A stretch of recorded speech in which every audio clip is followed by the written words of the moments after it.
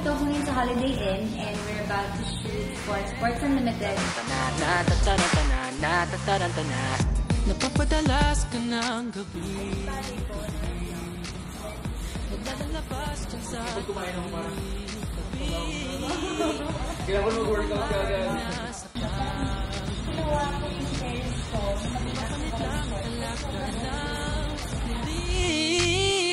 Akala ko ba tayong dalawa'y nagkasundo? Iba pa nga ako'y magbabago, pero ba't nagkaganto? Oh, natataranta na, di mapakali ang isip kakaba-kaba. Natataranta na, bakit nga ba may mali sa nadarama? Hi guys! So, I'm done shooting now for Sports Unlimited. What I did today is nag-TRX ako. I did some workouts. Meron din akong mga ginawang workouts na ginagawa ko na before. And meron din akong mga bagong ginawa. Like I had, meron akong bagong set for the inner thighs. Tsaka para sa hamstrings. Ayun. And yun lang. And most of it, karamihan ng ginawa kong workout, puro sa core na. Kasi that's, basically yun yung tina-target ko talaga ever since is the core abs, you know.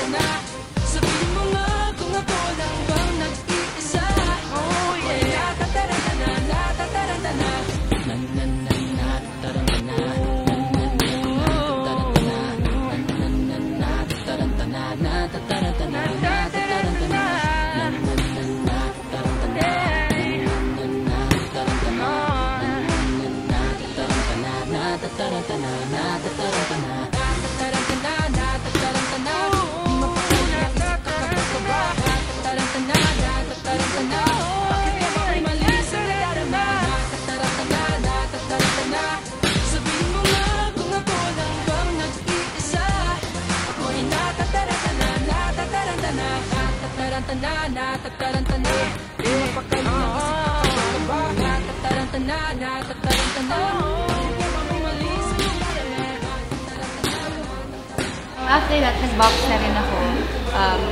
Siguro I think I did 5 minutes, so that's about 2 rounds na rin.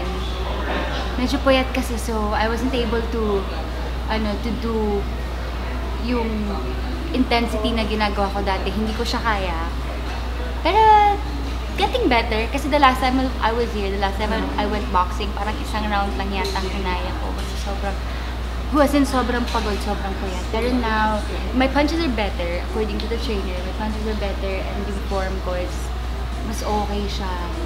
Parang, I didn't feel lazy at all. Yun lang problema ko, yung stamina ko, nauubos ka agad. But anyway, it was a good workout.